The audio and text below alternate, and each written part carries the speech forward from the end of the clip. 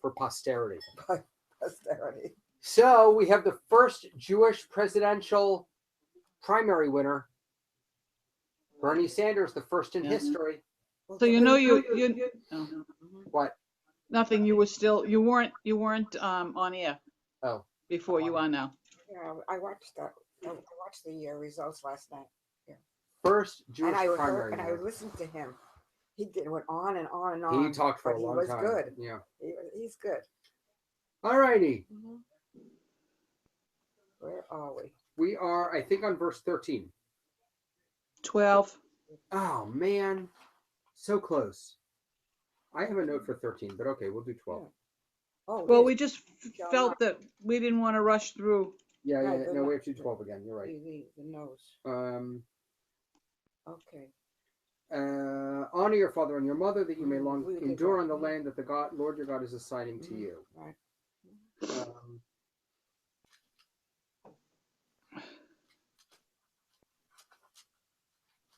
Do you have anything else interesting here, Dina? I'm not sure that I do.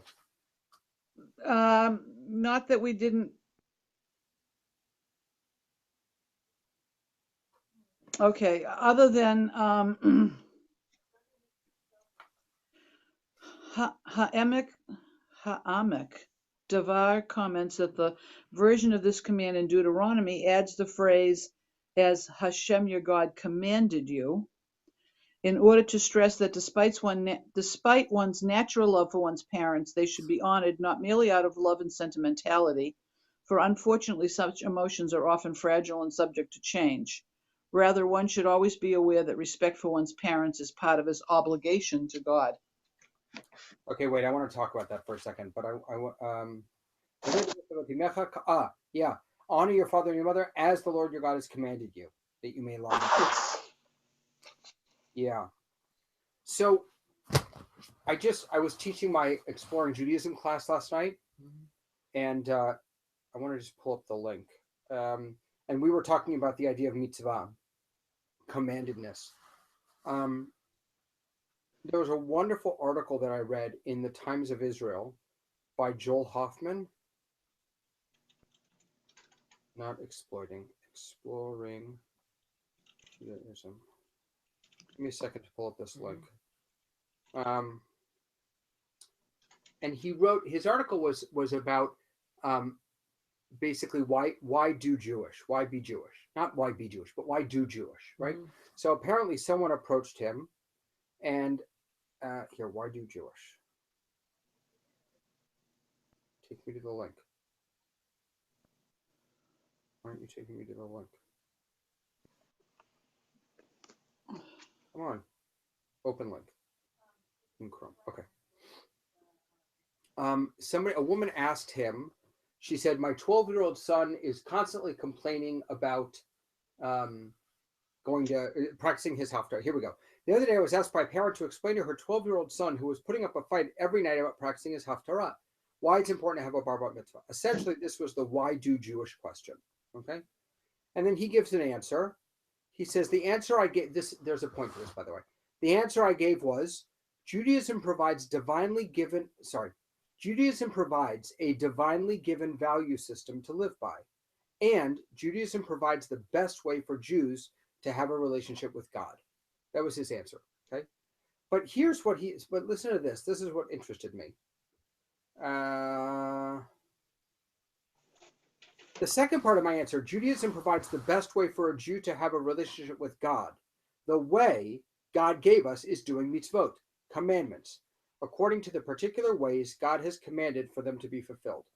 Contrary to what one might have learned in Hebrew school, mitzvot are not an obligation, nor an all-or-nothing system, but an opportunity. This is because every mitzvah a Jew does brings more godliness into the world, strengthens one's relationship with God, and has eternal value for which a person will be rewarded regardless of how many of the other commandments he or she violates. Okay? That again? You don't do mitzvah for reward. But so read that again. Okay. Contrary to what one might have learned in Hebrew school, mitzvot are not an obligation, nor an all-or-nothing system, but an opportunity. This is because every mitzvah a Jew does brings more godliness into the world, strengthens one's relationship with God, and has eternal value for which a person will be rewarded regardless of how many of the other commandments she or he violates. I have a few problems with this. Right? So, I have a one- problem with the word reward. Right. So one is the idea of reward. Another problem I have is he says mitzvot are not an obligation nor an all or nothing system. I may agree that they're not an obligation, but I may disagree that they're not an obligation, but I absolutely agree that it's not an all or nothing system. No obligation is all or nothing. No. You still have a choice whether you're going to follow that obligation or not. Right. And then every mitzvah a Jew does brings more godliness into the world, strengthens one's relationship with God. Okay, I like that. Mhm. But it reminded me of Rosenzweig, who talks about really the opposite. He says that it's not that every time you do a mitzvah, you're deepening your relationship with God. It's that when your relationship with God is deepened, you are inclined to do commandments. You're inclined to do mitzvot. And my third problem is he uses the words commandments and obligation almost interchangeably. So he says, God gave us mitzvot, commandments, according to the ways that God commanded us them to be fulfilled.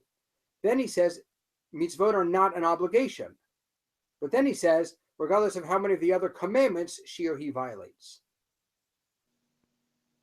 The reason this spoke to me is because this conversation that Dina, that we've been having for 8 years now, and that I continue to have, is what is the nature of mitzvah? Is it an obligation, or is it a pick and choose?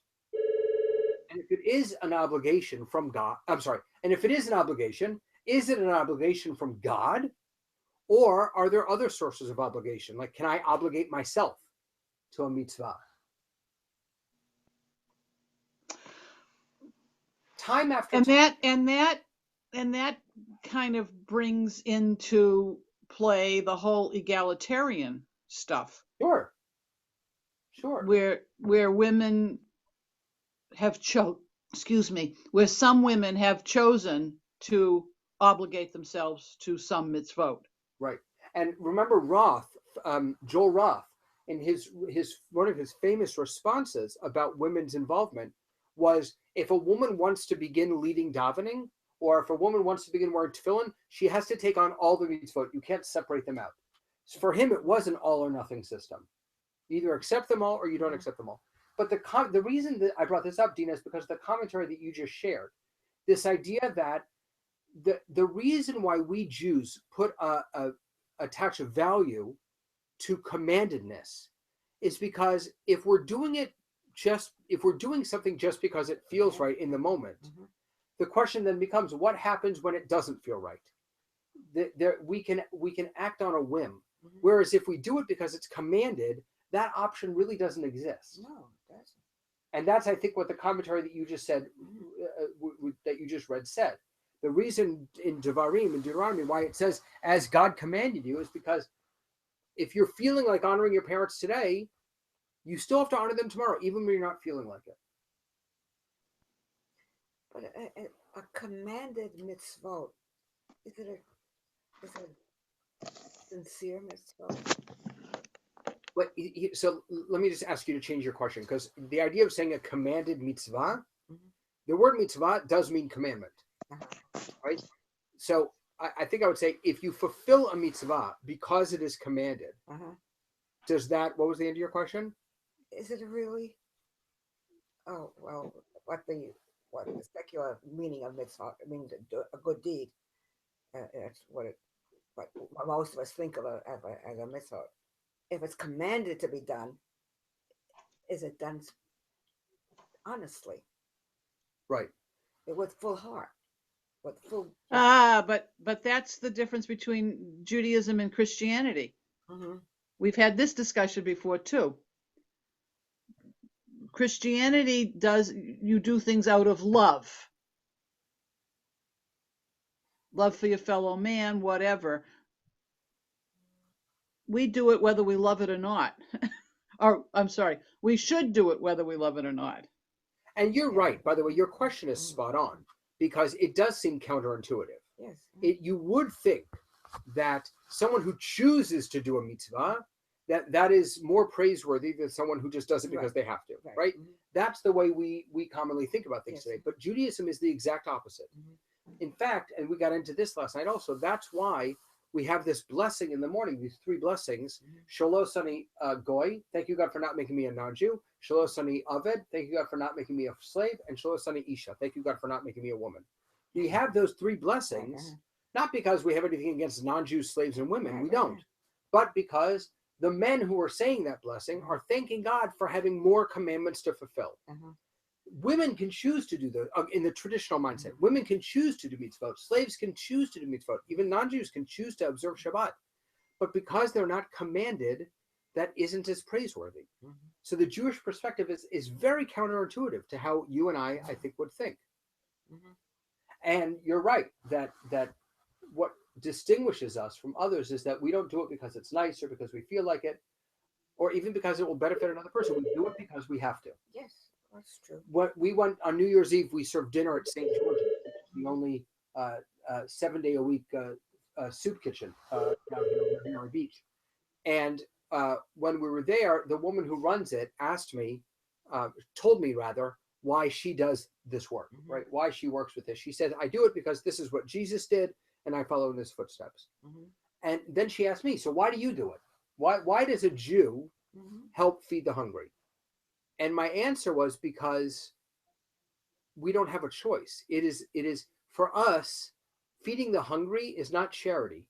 It's not tzedakah. It's justice, Well, that's just right? what she fails to understand, this lady, was that Jesus, who did it, was a Jew. No, she doesn't fail to understand that. She just approaches it from a different perspective. Yes, I know. But My I'm saying, perspective is that ma'achil re'evim, feeding the hungry, that is an obligation. It is to make the world more just. That's what tzedakah means.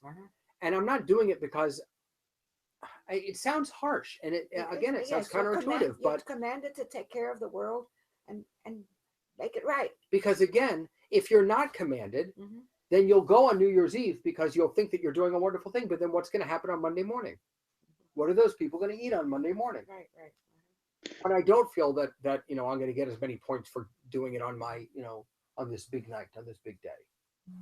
So, but isn't that also, again, conversations we've had before, the whole point of tzedakah doesn't really mean charity. Right. No, it doesn't mean charity at all. No, exactly.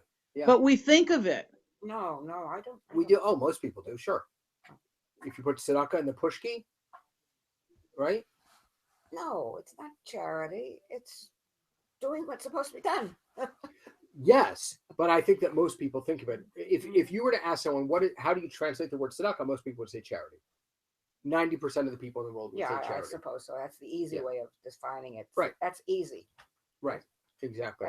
Hi, Muriel. That's a cop out. I'm sorry. I'm late. It's okay. That's a cop out. Well, it's not. It's not really. I mean, reading. it's not a cop out. It's. Well, it is a cop out. I mean, it's just it's not correct. No, it's not correct. No, it isn't. So that's I had never noticed that distinction between the commandment here and the commandment in Deuteronomy, that it says over there, as you've been commanded. I like that a lot. That's really beautiful. I can't see what these Okay, glasses. that's all right. We're right here. That you may let's see if there are any other differences. That you may long endure on the land your God is assigning to you. And over here it says that you may long endure and that you may fare well in the land the Lord God is assigning to you. They add those words, yitavlach, and that you will long and that you will fare well. I don't know why that's there. All right. We'll have to wait till we get to Deuteronomy. Okay. Okay. Should we do 13? Okay. It's a really long verse. You want to read it, Dina? Well, we're going to do it all together, or are we going to? No, I think we should do one at a time. Yeah, I think so too. Okay. Lo tirtzach. You shall not murder. Don't murder. Which is very interesting because, the one I get most of my comments from is the Stone edition. Yeah. And usually their translation is closer to the meaning, and it says you shall not kill. Wow. The commentary says, after you shall not kill. Mechilta notes that the first, it doesn't even talk about, well, actually, it talks about, it says, Mechilta notes that the first commandment of the second tablet corresponds to the first of the other one, faith in God. Someone who truly believes in God as the creator and sustainer of human life will not commit murder. So it is not coincidental that the modern world's accelerating loss of faith has been accompanied by an increasing cheapness of human life. Many have noted that a prohibition against murder seems to be so obvious that it hardly needs to be included in the Ten Commandments. Murder was prohibited to all mankind long before the Torah was given, and it is in the code of even the most primitive societies. So the comments are all about murder, and yet they translated it as kill. Yeah. And we know that there's a difference. There is a difference between the word kill and the word murder. Kill, you drive a car and you hit somebody and you kill them. You didn't murder them. Right. There's a difference in the meaning. And in fact, there's killing all over the Bible. I was going to say, there's all places in the Bible where you're supposed to kill people. Right. Mhm. That's very strange that they did that. But I can't equate the word kill with murder. And by the way, everyone who quotes the Bible and says "Thou shalt not kill," right? It's Sure. important to say to them that's not what it says. No, that's not what it means. It's not the right. The Hebrew is retzach, or murderer, and the word for kill is harag, or laharog, is to kill. So I'd like to go on because it gets into some of the other stuff. So wait, go on to the next verse. No, go on with my commentary here. Sorry, go ahead. The sages describe many things as tantamount to murder, although their perpetrators are not liable to the death penalty. Among them are causing someone significant embarrassment, failing to provide food and safety for travelers, causing someone to lose his livelihood, ruling on halachic matters for which one is not qualified, and refusing to rule when one's wisdom is needed. Those In are this tantamount to murder. tantamount to murder, yeah. Can you read the list one more time? Causing someone significant embarrassment, and we've talked about that, the blood rushing to the cheeks and stuff. Failing to provide food and safety for travelers, causing someone to lose his livelihood, ruling on halachic matters for which one is not qualified, Wow. and refusing to rule when one's wisdom is needed. Oh my. I love that last one. Refusing to rule when wisdom is needed is tantamount to murder. Yep. Oh, I love that one. There are several things that I could think of would be murder. Let me add to that list. So this is from Ibn Ezra. He says that murder here means physical or by speech, by lying, by gossiping, deliberately giving fatal advice.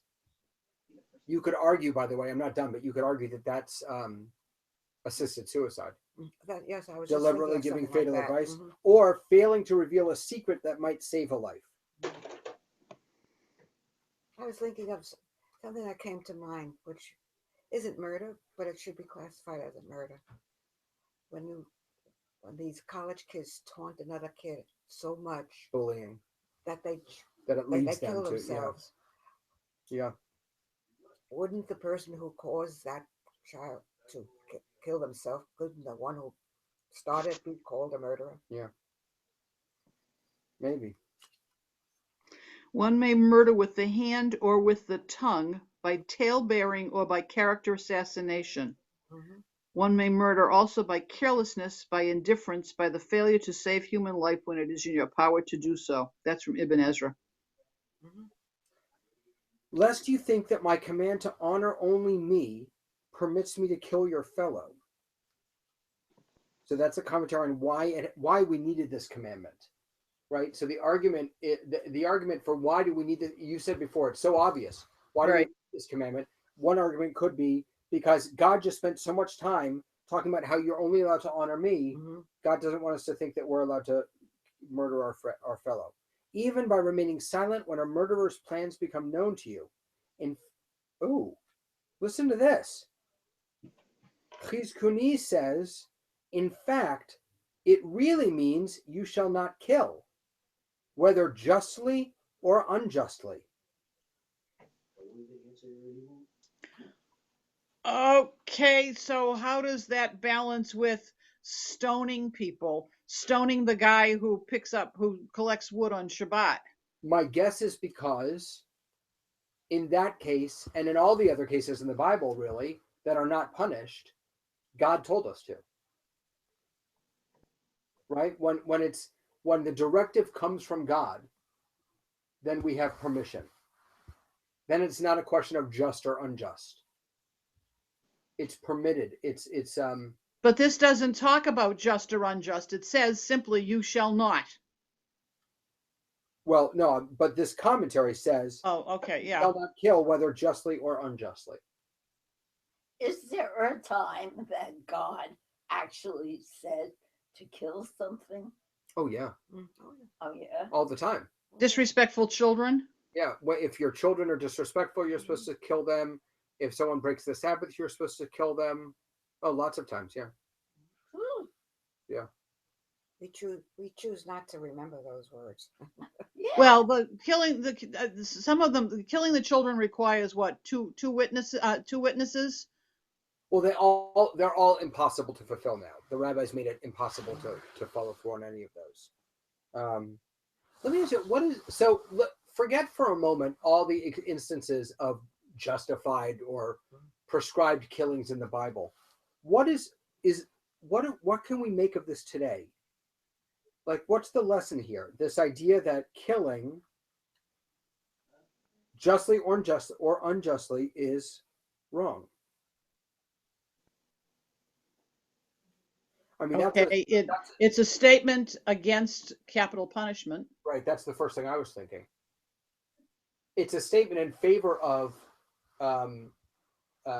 Life without parole. right. Yeah.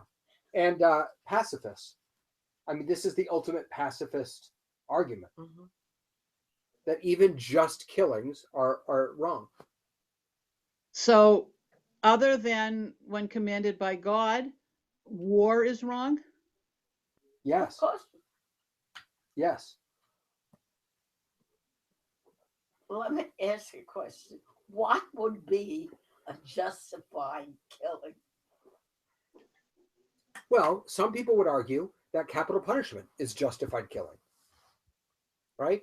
A person's commits a crime, they're found guilty by a jury of their peers, and their punishment is death. I don't agree with this, but some people say that is justified killing.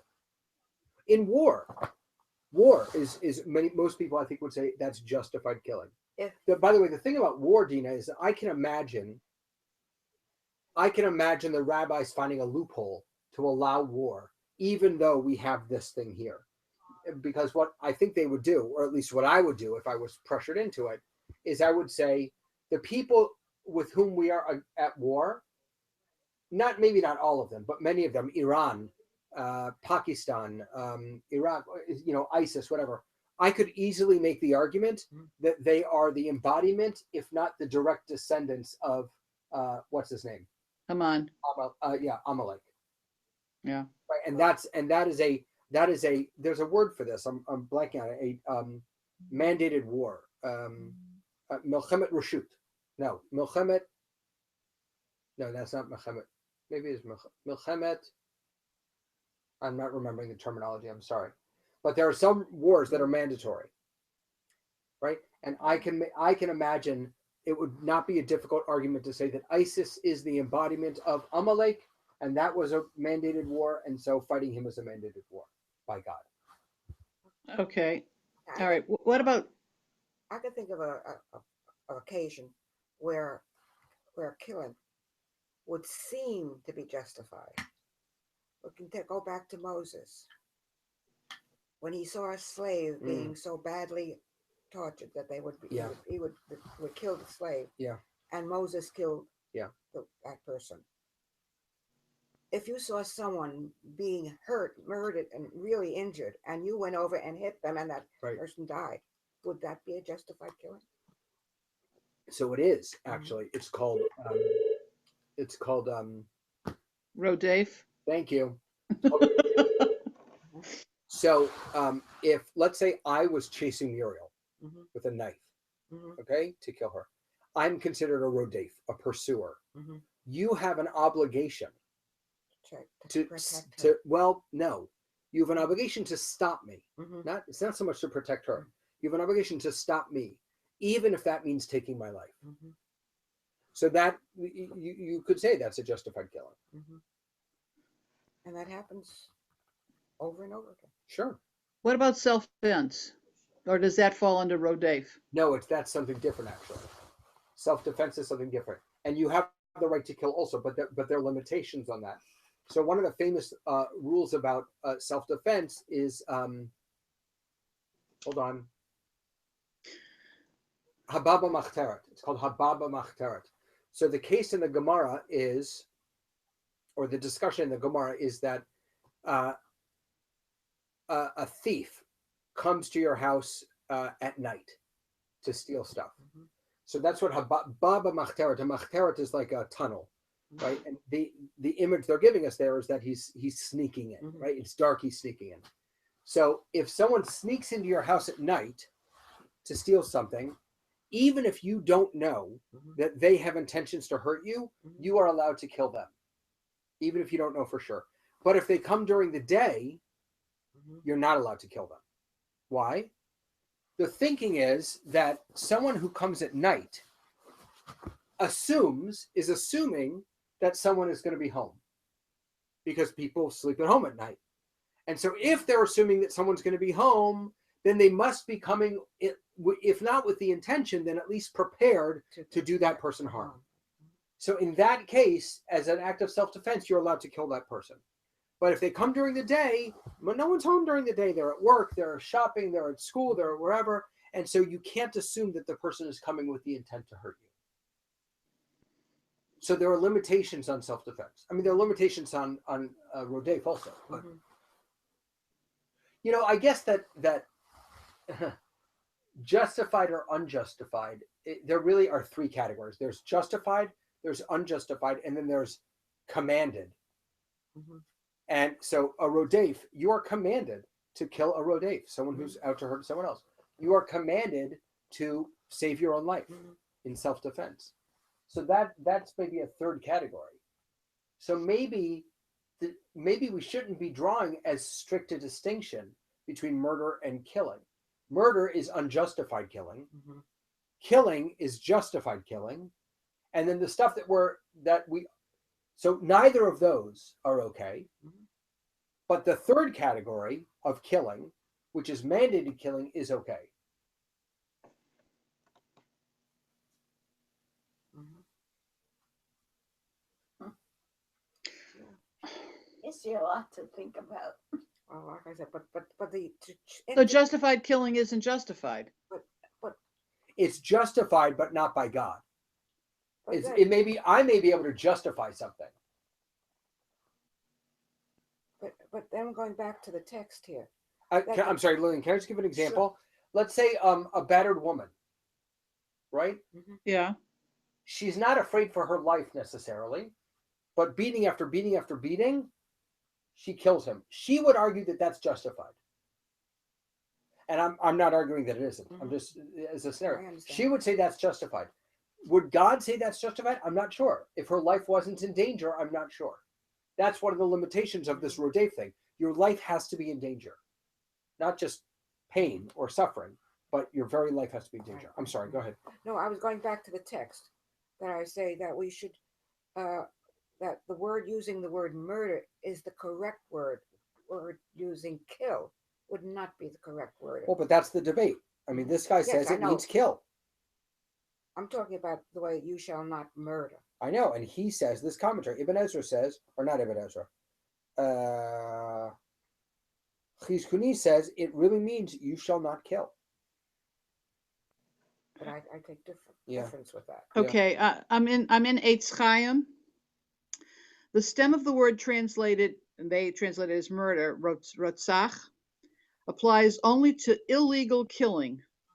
Unlike other verbs for the taking of life, it is never used in the administration of justice or for killing in war. Right. The rationale for this prohibition is found in Genesis 9:6. Whoever sheds the blood of man, by man shall his blood be shed, for in his image did God make man. Right. Mhm. See, what's interesting to me about that citation is that to me, whoever whoever sheds the blood of man, his blood shall be shed. By man shall his blood be shed. That's an argument for capital punishment, Mhm. if there ever were, Yep. for justified killing. Mhm. Huh. The Hebrew root translated murder, retzach, always refers to unjustified killing. The roots harag, kill, and mut, put to death, may refer to justified or unjustified killing. In Deuteronomy 4:42, one who unwittingly murdered a fellow man uses retzach because the law is a corollary to the law of murder. If the murder is unwitting, he is not liable. The Christians admit that I am right about this. But even though in Christian Bibles, ideal death and give life is translated with the Latin word corresponding to retzach, the Hebrew uses mut. They translated carelessly. Wow. So retzach can also mean a justified killing. No, I'm sorry. Oh, The word harag can also mean an unjustified killing. According to Rashbam. Mhm.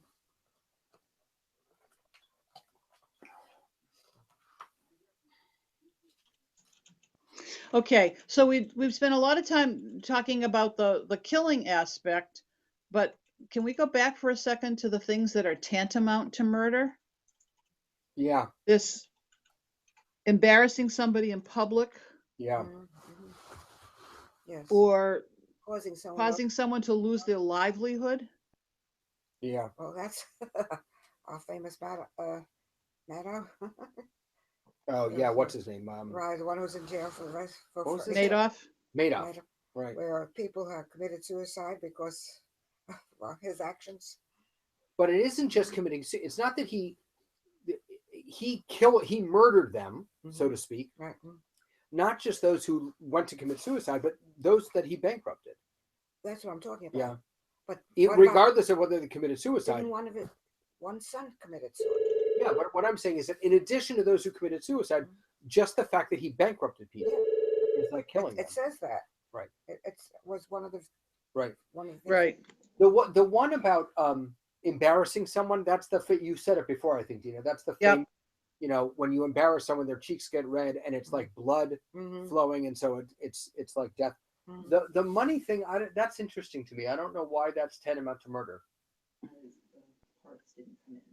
I wonder why that's not tantamount to theft. Right? The next one we have is Well, because if you take away someone's ability to provide, For his family. Right. then he's not dead. You've stolen something from him. but if what you've stolen is his ability to earn a living, you've stolen his ability to get food, you essentially are starving him to death. I mean, if you follow a logical sequence. Okay. And Okay. Right. I hadn't thought of it that way. If you extend that out, like you said, to right. a conclusion, if you can't have a livelihood, you can't have food, you can't have shelter, and you would die. Right. I wasn't taking it that far, but you're right. It would just be a slow death. A slower murder. Mhm. No, you're right. Right. It's a slower murder. You can't get on that 5 o'clock flight. And then the idea of either ruling on something for which you're not qualified to make a decision, or refusing to rule when you are qualified. So the first one makes sense to me because if you give someone wrong information, then you're causing them to sin, which Right. could lead to their death. Well, spiritual death, if nothing else. Right. The last one I love, but I don't know what it means. And I don't have somebody who said the comment, and I don't have a What was that last a comment? source. Can you read it? Refusing to rule when one's wisdom is needed. Refusing Oh, to. So oh.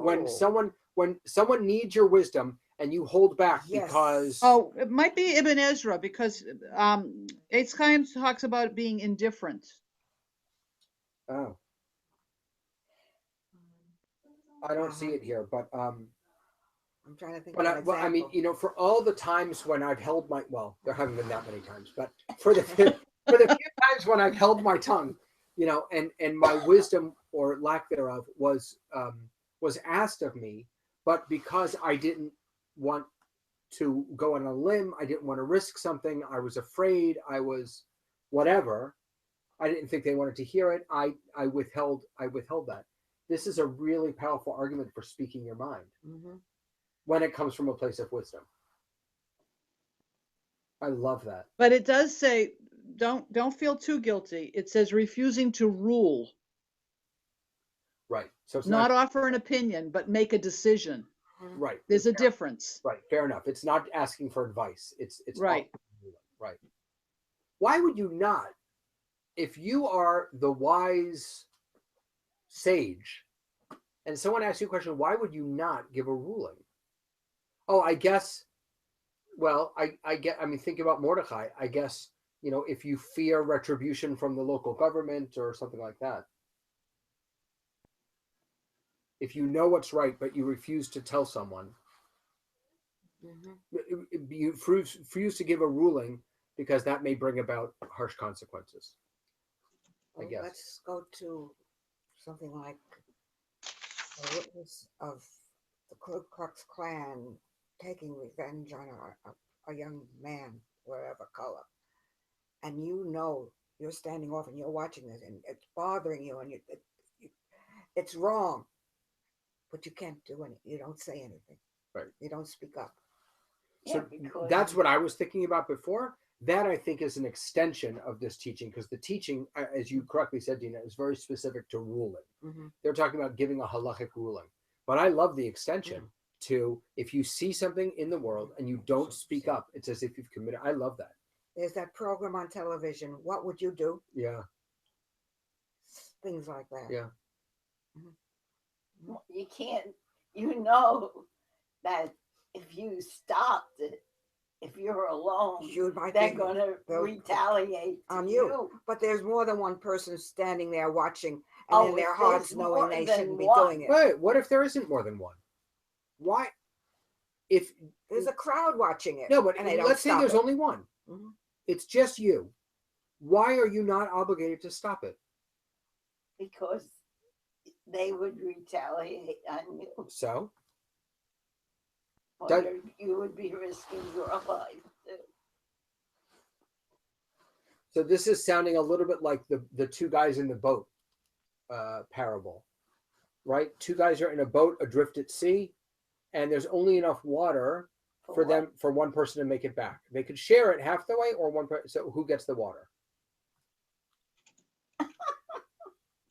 Right? And isn't the answer the person who has the water?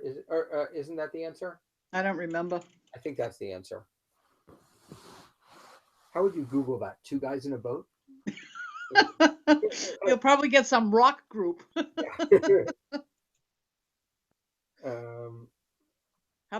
Add parable. Yeah. Come on. Oh, no, I don't want the Republican debate. Two guys in a boat. I'm going to get a bad joke. Parable. The parable of the flood, the drowning man. No. Four fishermen. No, that's a news article. Oh my gosh, come on. Hold on. Talmud. I think it's in the Talmud. The boat, Tales from the Past. No. Oh my gosh. It's the same as the famous story, I never heard Sophie's Choice. Yeah. Yeah, it's very. They're all. They're all Same, based on the same. a horrible decision, but was Maybe it's not in a boat. Maybe they're in the desert. Two guys, Doesn't matter where. water. It could be either a boat or the desert. It would probably take them the same length of time.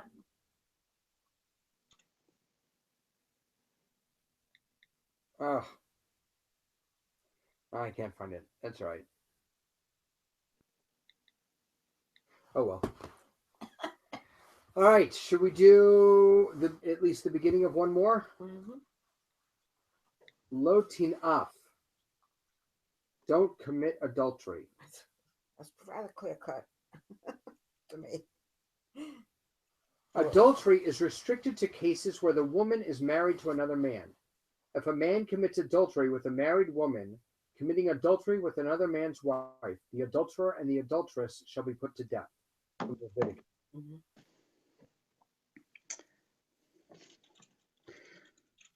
Okay, so I'm going to bypass what adultery means and all this, because this is the part that I found interesting. Yeah.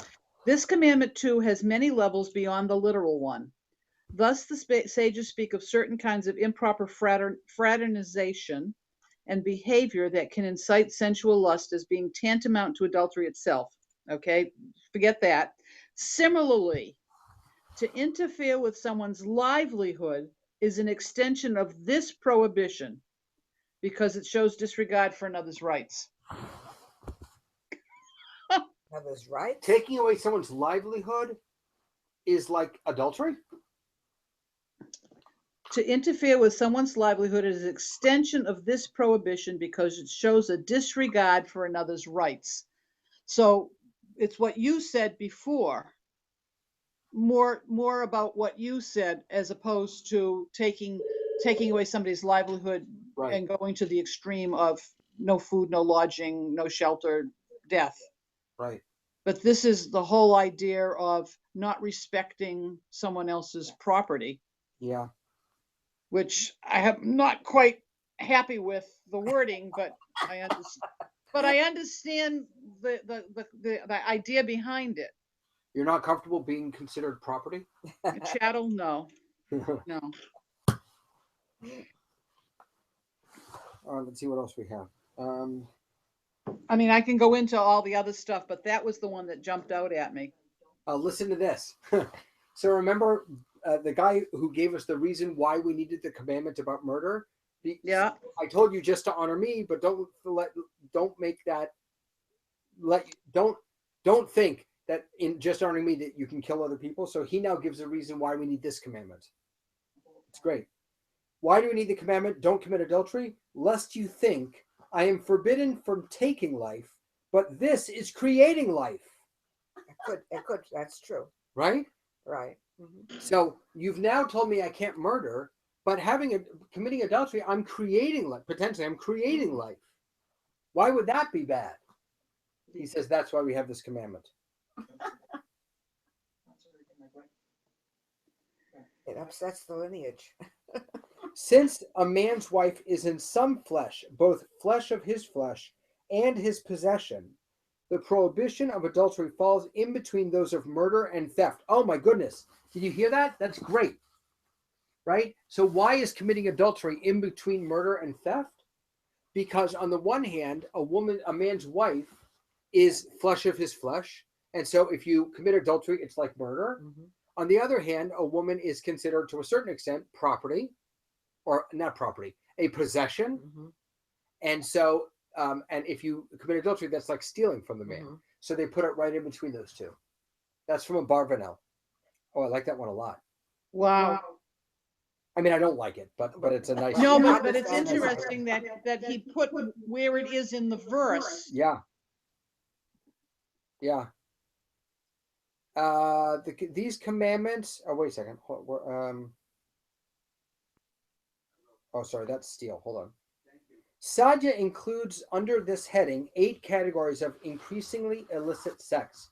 ranging from sex with a virgin or a widow, which would be licit if only they would marry, up to sex with an animal. And his words are close to the truth, but he left out incest. So apparently,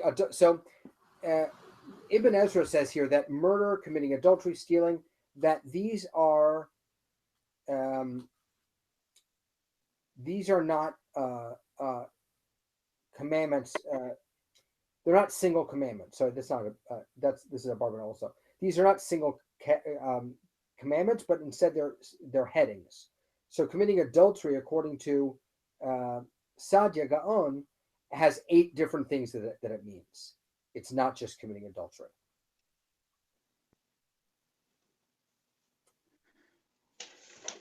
Wow.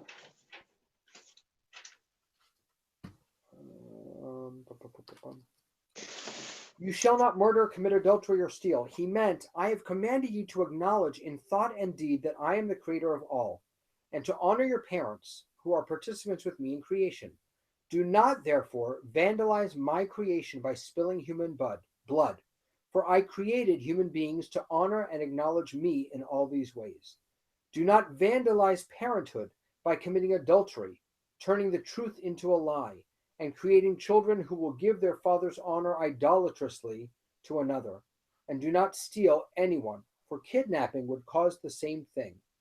The commandments are listed in decreasing order of severity: idolatry, murder, adultery, kidnapping, bearing false witness, and finally coveting. For one who merely covets does not actually harm his fellow in any way. Mhm.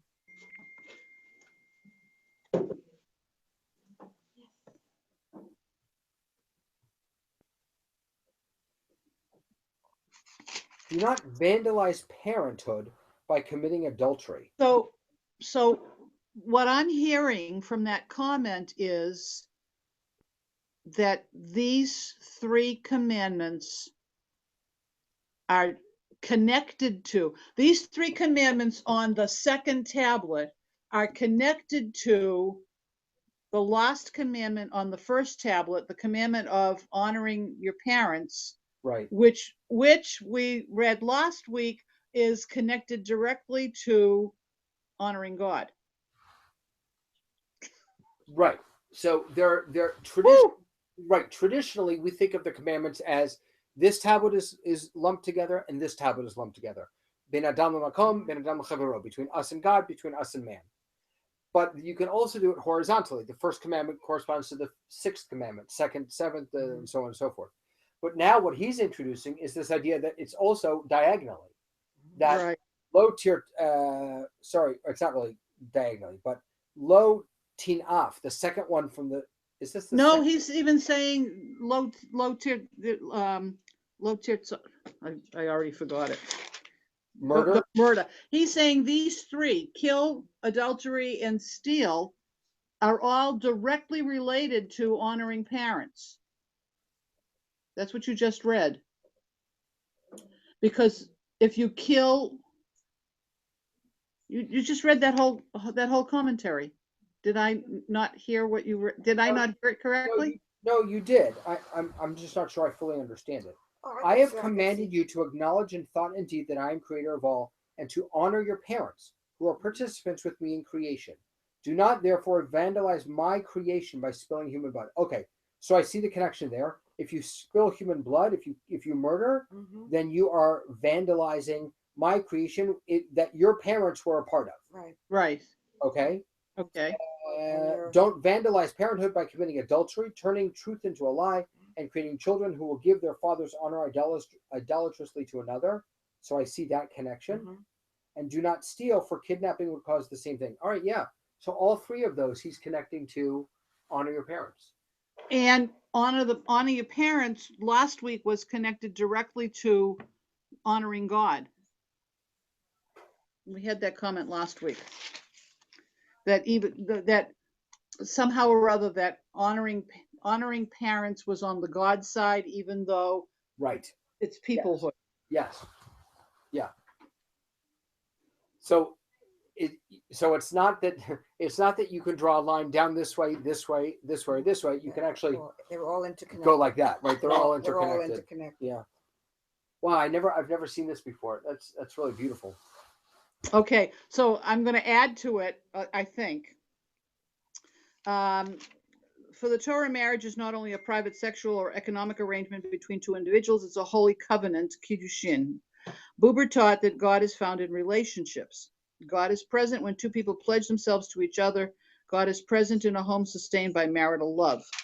The Midrash suggests that God's presence is diminished by infidelity, implying perhaps that the spiritual integrity of a marital relationship is diluted when a third party intrudes.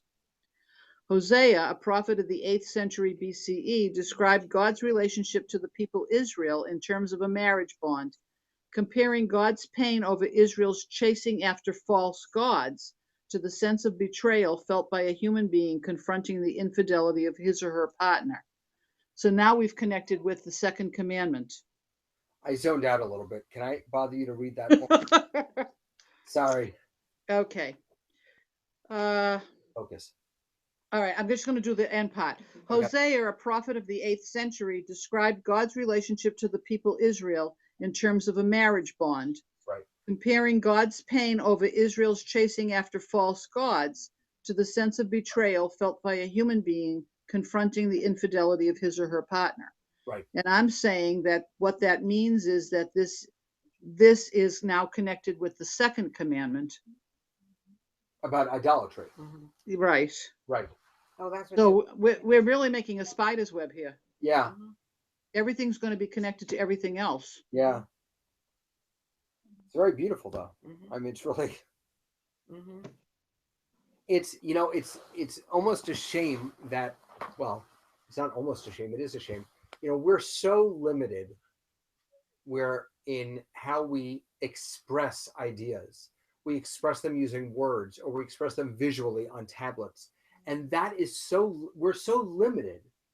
When we set up the 10 Commandments, just by writing them down in the way that we do, Mhm.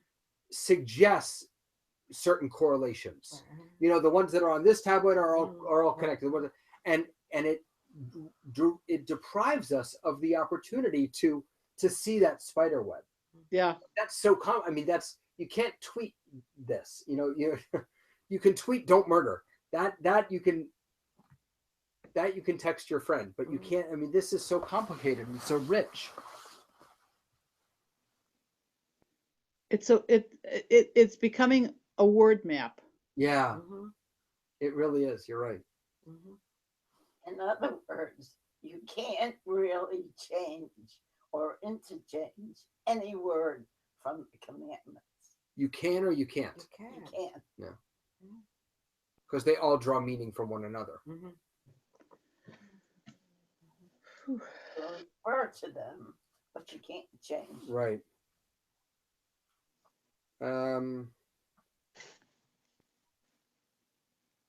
Huh. Go I ahead. just wanted, I don't, we won't have time to get into this, but I just wanted to point out my book that translated it as "Thou shalt not kill" now says, for the 8th commandment, it says, 8th commandment, prohibition against kidnapping. You shall not steal. As opposed to stealing. It translates it as "you shall not steal," but on the headings, Right. it was like 5th commandment, honoring parents; 6th commandment, prohibition against murder; 7th commandment, prohibition against adultery; 8th commandment, prohibition against kidnapping. Right. Not against stealing, against kidnapping. Right. So the Hebrew is tignov, ganav. And Rashi says also, rather, you shall not kidnap. It is Leviticus 19:11 that supplies the commandment, you shall not steal. Ah, wait a second. 19:11. Leviticus 19:11. We really should be leaving this till next week. I know, I just want to look this one thing up. Leviticus 19:11. You shall not steal. Is it the same word though? It's the same word, lo tignovu. It's the same word. So Rashi says that we learn about not stealing from Leviticus 19. Here we learn you shall not kidnap. Perhaps our verse prohibits stealing and the Leviticus verse prohibits kidnapping? No. One learns from the context. Murder and adultery are capital crimes, so the stealing implied here must also be a kind that is a capital crime. Stealing a person, kidnapping. Ah, that's really beautiful. So we have to understand each of these commandments in their context. Mhm. Since murder and adultery are capital crimes, this must mean kidnapping. It can't just mean stealing, Mhm. because that's not as big of a deal. Right. Wow. We got a lot to talk about next week. Okay, wait. Now we're stopping at. We'll go back to stealing. Lo tignov. All right, Okay. Dina. Have a wonderful, wonderful rest of the week. Thank you. You as well. All right, take care. Bye, ladies. Okay.